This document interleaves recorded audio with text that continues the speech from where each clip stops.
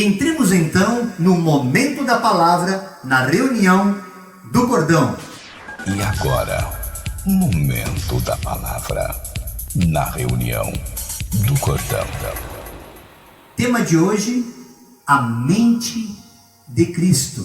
Meditemos na carta de Paulo aos Romanos, primeiro no versículo 2 e depois versículo 1. Não se amoldem ao padrão deste mundo, mas transformem-se pela renovação da sua mente, metanoia, mudança de mente, para que sejam capazes de experimentar e comprovar a boa, agradável e perfeita vontade de Deus. Versículo 1 do mesmo capítulo 12 de Romanos. Portanto, irmãos, rogo pelas misericórdias de Deus, que vocês mesmos se ofereçam em sacrifício vivo, santo e agradável a Deus.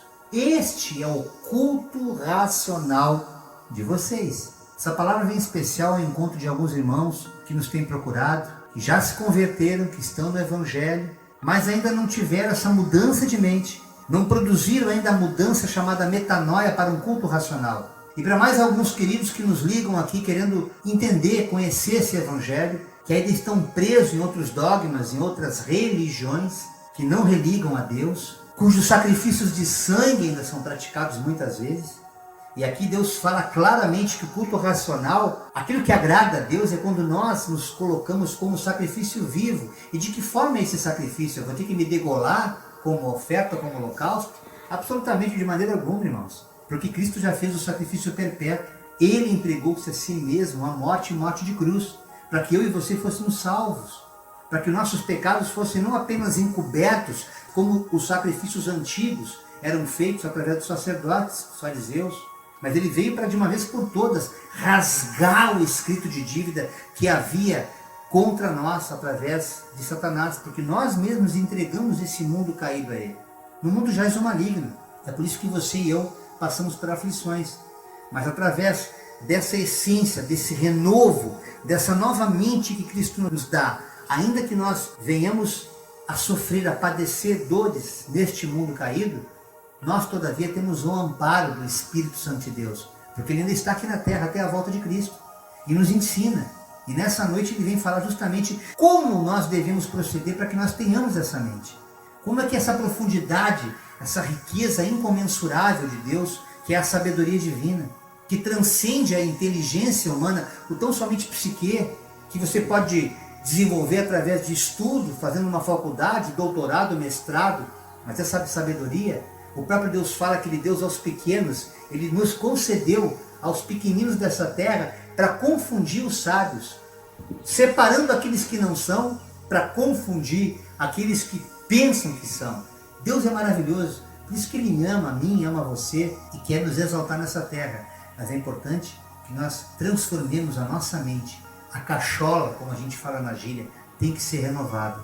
Olha que louvor maravilhoso, descrito em Romanos 11, versículos 33 a 36. Ó profundidade da riqueza, da sabedoria e do conhecimento de Deus! Quão insondáveis são os seus juízos e inescrutáveis os seus caminhos! Quem conheceu a mente do Senhor? Ou quem foi o seu conselheiro? Quem é que deu conselho para Deus? Antes de Deus existir, se é que se pode falar isso, porque ele sempre foi antes da própria existência a qual ele criou. Quem aconselhou Deus? Ele é o conselheiro, ele é o Pai absoluto, descrito em Isaías, Pai da eternidade, príncipe da paz. Ele é a plenitude da sabedoria, ele não precisa de conselhos, ele é quem nos aconselha. Quem primeiro lhe deu para que ele o recompense? Pois dele, por ele e para ele são absolutamente todas as coisas, porque dele, por ele, para ele são todas as coisas. É o que o louvor nos ensina através da verdadeira oração. A ele seja glória para sempre. Aleluia. Louvemos, glorifiquemos esse Deus quando nós compreendemos que a nossa existência ela tem um sentido sim, de tão somente adorá-lo. Porque passado esse ciclo terrestre, esse ciclo terreno, esse corpo, esse vaso de barro corruptível, transitório, essa vida efêmera que vivemos aqui, nós transcenderemos através da ressurreição em Cristo Jesus e estaremos com Ele de eternidade em eternidade. Então, ainda que venhamos viver 100 anos aqui, quanto mais, depois de 70 já é enfado. Eu estou fazendo amanhã 57, cheio de dores, e glorifico a Deus todo dia, porque sabemos que estamos em contagem regressiva. Pedimos tão somente a graça dele, para que ele nos dê forças e renove as nossas forças, para que possamos voar como águias, adorando esse Deus em espírito e em verdade. Olha que Paulo fala na primeira carta aos Coríntios, no capítulo 2, verso 16. Porque quem conheceu a mente do Senhor, para que possa instruir? Mas nós que temos esse Cristo, nós que aceitamos esse Jesus como nosso Senhor, nós temos a mente de Cristo. Jó, muito antes de Jesus vir à terra, no Antigo Testamento, no capítulo 38, verso 36, depois de uma experiência real com Deus, já no último capítulo, no capítulo 42, quando ele reconhece que Deus realmente estava em tudo aquilo, em toda aquela provação e privação, naquelas perdas, tudo aquilo era a manifestação de Deus no meio da dor, para que ele se quebrantasse e realmente conhecesse o Deus, não mais de ouvir falar, mas de andar com ele. Ele fala nesse versículo maravilhoso de Jó 38, 36, onde já estava gerando uma mudança de mente nele. Quem pôs a sabedoria no íntimo? Ou quem deu à mente o entendimento? Lembre-se que lá em Lucas 24, 45, quando Jesus explicava o porquê dele ter vindo à terra, a mente estava atrofiada, a cabeça dos discípulos, dos apóstolos que andavam com ele, não tinha o menor entendimento do que ele se referia. Mas na ressurreição, depois de ressurreto, ele contou tudo aquilo que os profetas já haviam descrito, Isaías já falava, por isso que o Filho do Homem deveria padecer na cruz, ressuscitaria ao terceiro dia, depois subiria aos céus e voltará para buscar a sua igreja. Ele contou todo o processo do qual nós fazemos parte hoje como igreja. Então abriu-lhes a mente, abriu-lhes a consciência, abriu-lhes o entendimento para que compreendessem as Escrituras da lei, do Antigo Testamento, porque o Novo não havia sido escrito ainda. Percebam que o próprio Jesus já falava nisso, mesmo na consciência de Jó, quando ele ainda não era o Verbo encarnado. E é por isso que nós devemos aprender nesta consciência. Ministério Cristão, Cordão de Três Dobras, procura ensinar a Bíblia dessa forma, para que nós desenvolvamos a consciência do Evangelho, sabendo ler a partir de Cristo, Ele como chave interpretativa, Ele como pedra de esquina, como quando você faz uma construção, aquela pedra você tanto faz o nível quanto o prumo, quanto o esquadro, é dela que parte a construção, e a nossa fé tem que estar moldada na rocha que é o Jesus Cristo. Portanto, aprendamos com o próprio Evangelho, nessa primeira carta de João, no capítulo 1, verso 6, veja o que João nos diz. Se dissermos que temos comunhão com Deus, com Ele, e andamos em trevas, mentindo, praticando pecado e não praticando a verdade, como é que a gente pode dizer que de fato conhece esse Deus? Se dissermos que temos comunhão com Ele e andamos em trevas, mentimos e não praticamos essa verdade. Quando nós dizemos que a partir de agora eu quero Deus no meu coração, você não precisa necessariamente fazer parte de um grupo religioso para que essa verdade se manifeste. Mas através do amor que Deus nos ensinou e praticou, mostrando na prática, na submissão, na humilhação, Ele sendo Deus, não se usurpou querer ser mais do que Deus, mas veio em forma de homem para nos mostrar que Ele sendo Deus estava aqui para nos servir, quanto mais nós que somos criaturas tão pequenininhas, tão insignificantes aos nossos olhos, mas aos olhos dele, somos muito parecidos, pouco menores do que ambos. Veja o carinho, o respeito, o valor que Deus dá para cada um de nós, que nós muitas vezes o desprezamos, buscando outros deuses, buscando outras religiões e não conseguindo jamais ter a mente de Cristo, porque somente em Cristo, por Cristo, a partir dele que a gente desenvolve essa consciência. Paulo já falava também aos Efésios, no capítulo 4, versículos 22 a 24. Quanto à antiga maneira de viver, ou seja, antes de conhecer Jesus, vocês que estavam presos aos outros dogmas, estavam presos no pecado, ou nem criam em nada, ou nem tinham religião, não tinha nem seita, nada, mas você vivia assim pela força do braço. Por causa de mim eu consegui isso, graças a mim eu conquistei aquilo. Você era realmente carnal, mas vocês foram ensinados a se despir deste velho homem que se corrompe por desejos enganosos, e foram convidados a ser renovados no modo de pensar e a revestir-se do novo homem, criado para ser semelhante a Deus em justiça e em santidade, provenientes da verdade, ou seja, a lei do amor. Somente na lei do amor que você passa por esse renovo, por essa transformação. Aqui está o mesmo Jairo, mas deixou de ser aquela criatura que viveu no passado com outros desejos, com outros gostos, que foram sendo transformados para que Deus fizesse que a minha mente se parecesse cada vez mais com a dele. E não pense você que esse processo cessa quando nós nos convertemos. É aí que nós começamos a desenvolver. E isso até o fim, essa metanoia, essa mudança de mente, ela parte a partir do momento quando nós realmente abrimos mão daquilo que gostávamos, como quando tínhamos a presunção de fazer aquilo que julgávamos certo, mas que muitas vezes contrariava aquilo que Deus realmente queria que nós vivêssemos. É a luta da carne contra o espírito. Veja o que Paulo fala em Romanos, no capítulo 8, versos de 5 a 7. Quem vive segundo a carne tem a mente voltada para o que a carne deseja. E veja aqui que já falei sobre isso em outras pregações. Carne aqui nós não estamos falando de picanha nem de maminha, meus irmãos. A carne aqui são aquelas inclinações afetivas, emocionais, que nos levam ao pecado, aquilo que corrompe a nossa natureza humana e faz com que nós nos mantenhamos na natureza caída, a natureza de Adão e Eva. Por isso que Deus nos mandou o segundo Adão, que é o Cristo, para que nós nos assemelhemos a Ele. Apesar de viver nesse templo de carne, também conhecido como templo de barro, Ele quer que nós tenhamos um espírito semelhante ao espírito do Cristo, e não semelhante ao espírito do Adão. Essa é a diferença básica e de forma mais didática que eu posso passar para os irmãos, para que os irmãos entendam aqui. Mas quem vive de acordo com o Espírito tem a mente voltada para o que o Espírito deseja.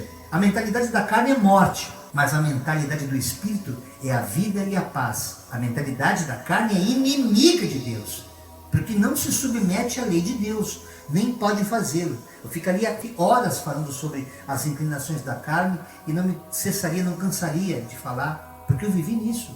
Sejam as escolhas religiosas, as escolhas afetivas, até profissionais, a maneira de se relacionar com as pessoas, com o mundo, faz com que nós muitas vezes nos travemos. Há pessoas que muitas vezes nos ligam aqui pedindo oração, porque as coisas estão trancadas, as coisas estão fechadas, os caminhos estão amarrados, quando na verdade o que está amarrado, o que está trancado é o coração. Porque a partir do momento que o homem desamarra o seu coração, as cadeias, as correntes são altamente quebradas, porque Deus é fiel na sua promessa. Buscar-me-eis e me achareis quando me buscarem de todo o vosso coração, mas tem que renovar a mente. Busquem eu em primeiro lugar, diz o Senhor, e essas coisas que vocês pelas quais estão sofrendo, vos serão acrescentadas. Mas se vocês não compreenderem isso, vocês continuarão atados, amarrados, acorrentados nessa natureza carnal. E não tem como o homem ter a sua mente renovada em Cristo Jesus enquanto mantiver essa natureza caída. Paulo fala na segunda carta aos Coríntios, no capítulo 11, verso 19.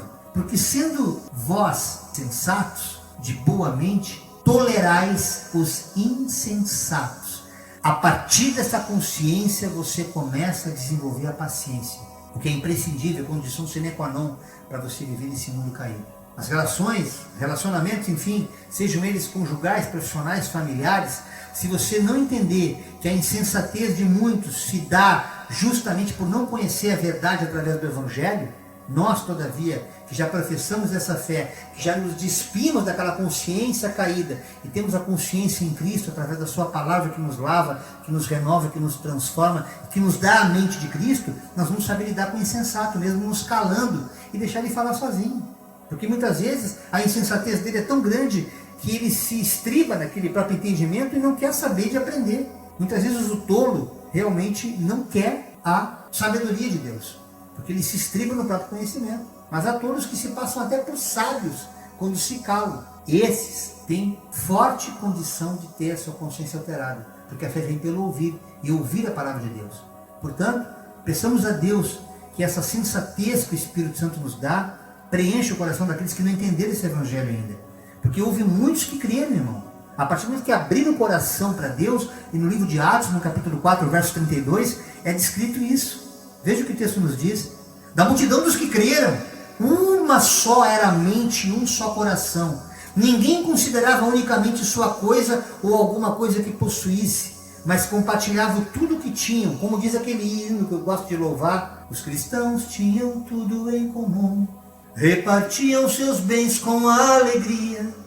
Deus espera que o dom de cada um, e por aí vai, o dom de cada um. O dom de cada um em benefício do todo. Parar de olhar para o seu umbigo e começar a olhar para o todo. Aquilo que você tem, ser compartilhado com aquele que não tem, para que você possa de fato ser uma família em Cristo Jesus, ser corpo. Isso é impossível, pastor Jairo, não quando você abrir o coração para Cristo, porque aí não mais você vive, Cristo vive em você. E esse amor vai te constranger a ter isso como verdade. A palavra de Deus, ela tem validade eterna. pois Deus é o mesmo de ontem, de hoje e será eternamente, meus irmãos. Paulo continua na primeira carta aos Coríntios, capítulo 2, verso 11, pois quem dentre os homens conhece as coisas do homem, a não ser o espírito do homem que nele está? Da mesma forma, ninguém conhece as coisas de Deus, a não ser o Espírito de Deus. Quando você afirma, eu tenho Deus no coração, mas o teu espírito ainda que domina a tua consciência humana, não é uma consciência espiritual, você não teve a sua mente renovada.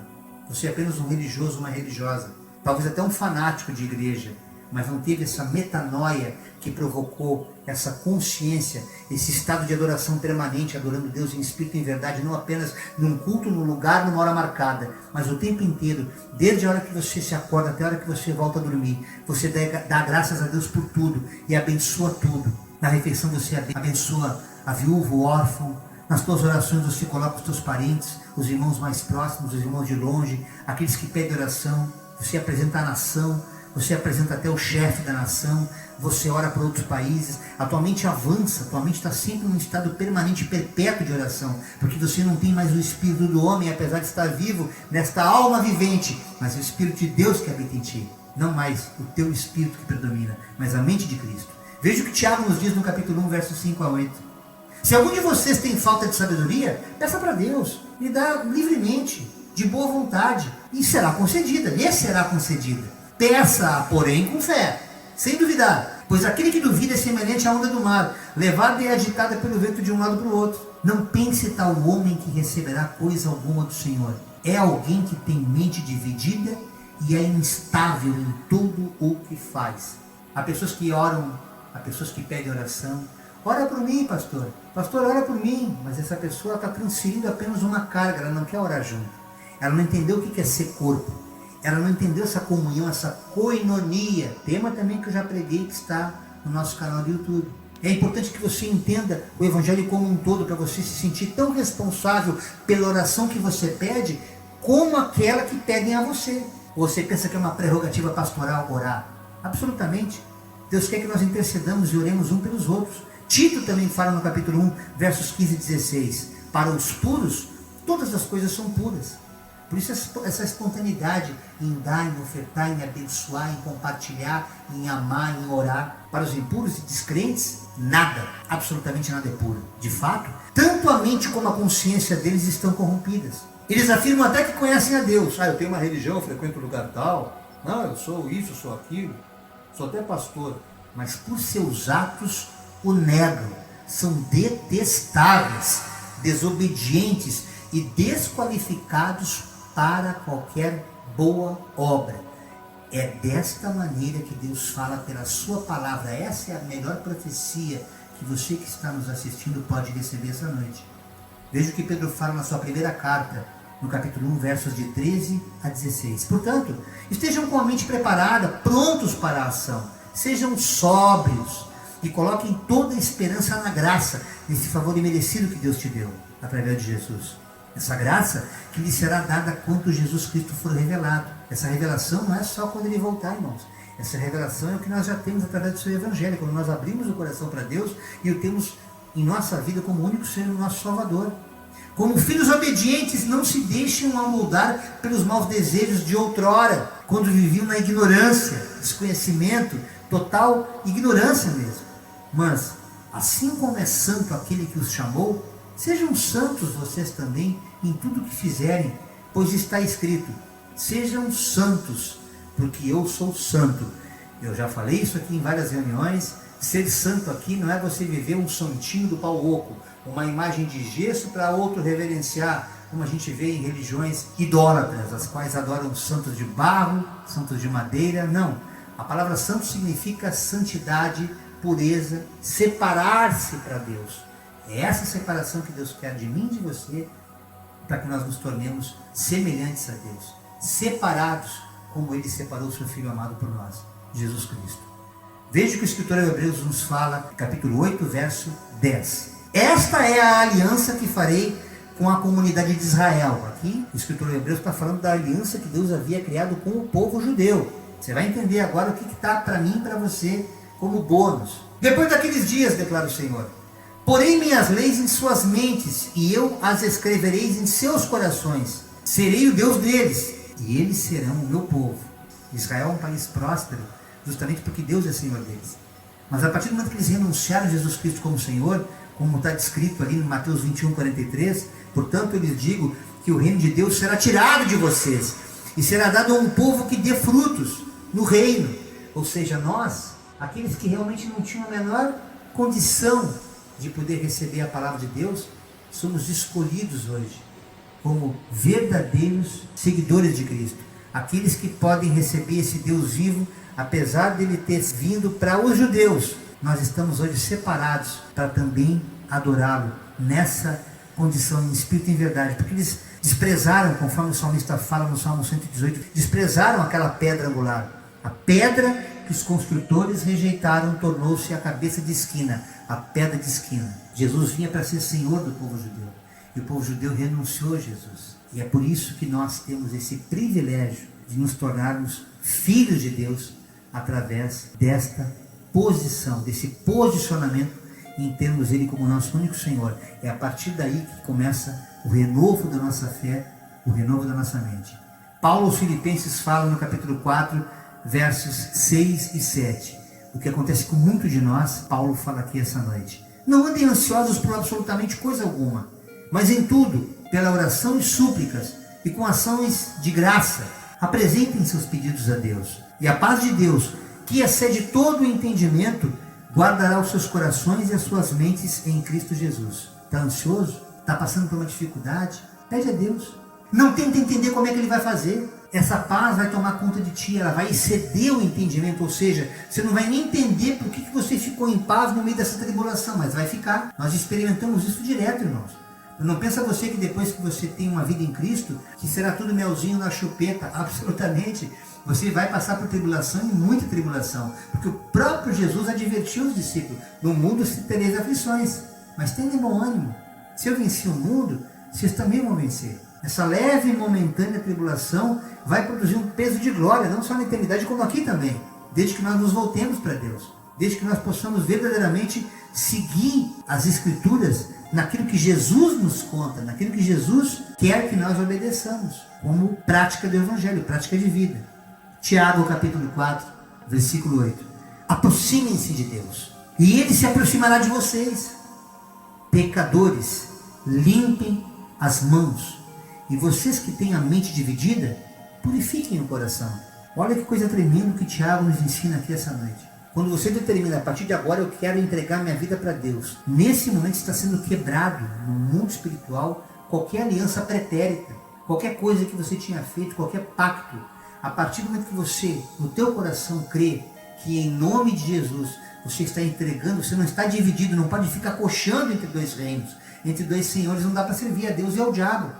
Portanto, purifiquem o coração, é o que Tiago fala aqui. É através dessa purificação que a tua mente começa a ser alterada e você começa a se parecer com Cristo.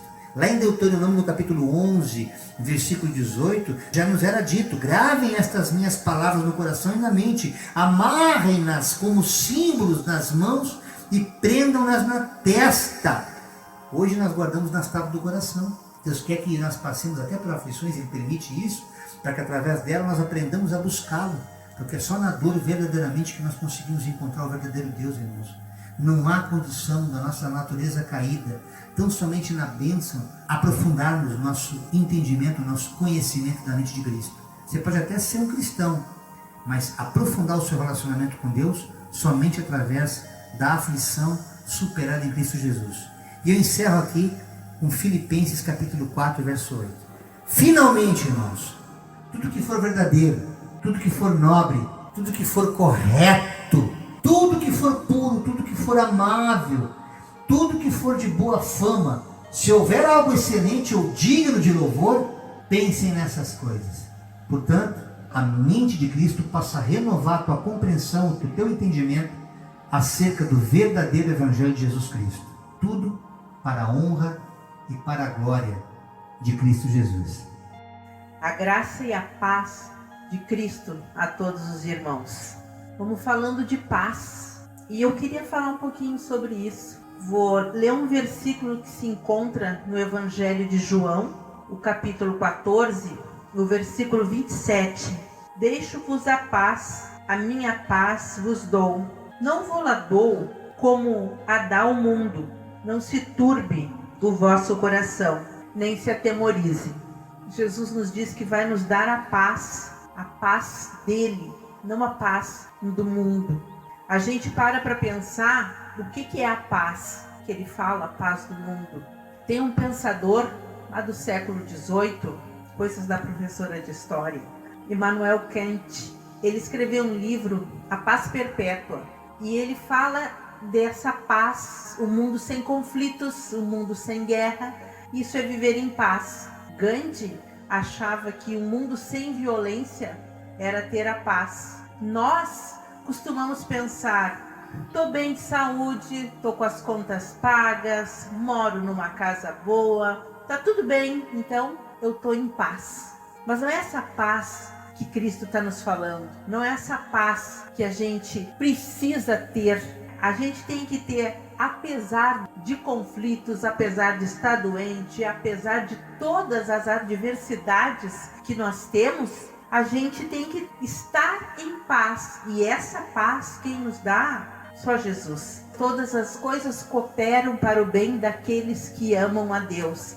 Então, apesar de tudo que não está bom, a gente está em paz. Que o amor do Pai, a graça do Filho e as infinitas misericórdias e consolações do Santo Espírito de Deus estejam sendo derramadas essa noite sobre cada um de nós. Damos por encerrada mais uma reunião do Cordão.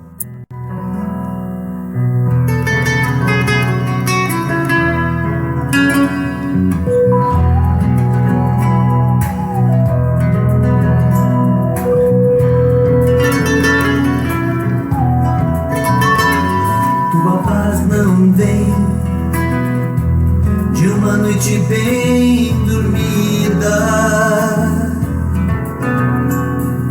nem numa trégua de uma grande guerra.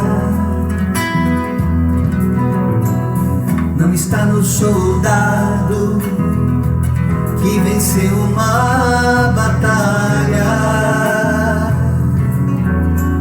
valentemente lutando pela pátria, por sua terra. A paz não se encontra nos grandes valentes, nem nas riquezas deste mundo.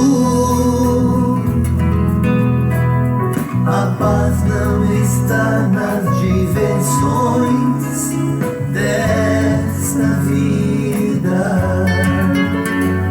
Sem paz é viver errante, sem saída. Só Ele é a paz, só Ele é o amor, só Ele é a vida.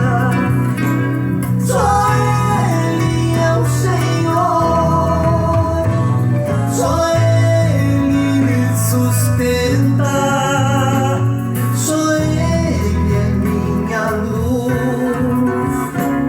só Ele é meu Rei, Jesus.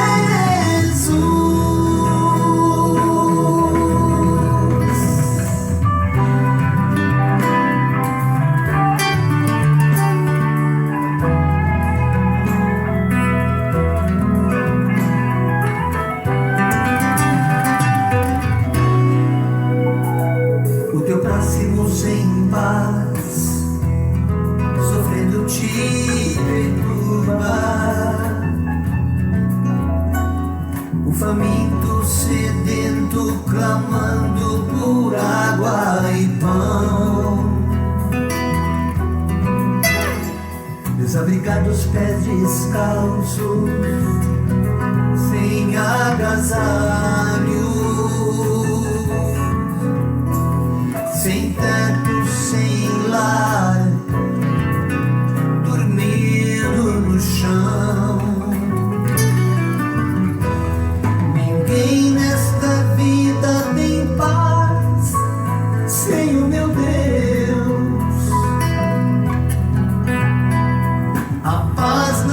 encontra na terra, não se encontra no mar. Ela vem de um lugar bem distante da terra.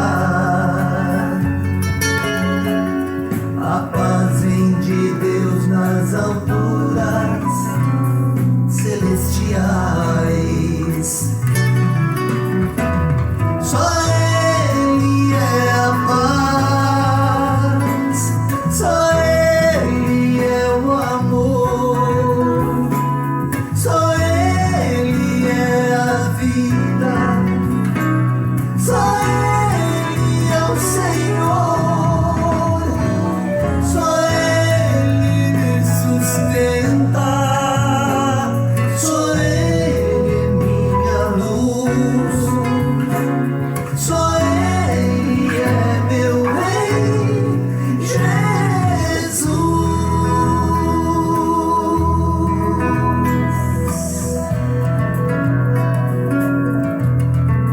Meu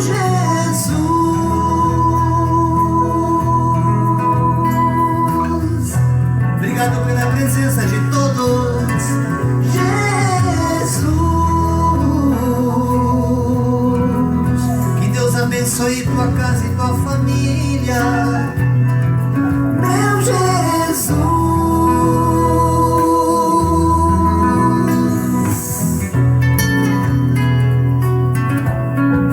Jesus. Obrigada pela presença de todos.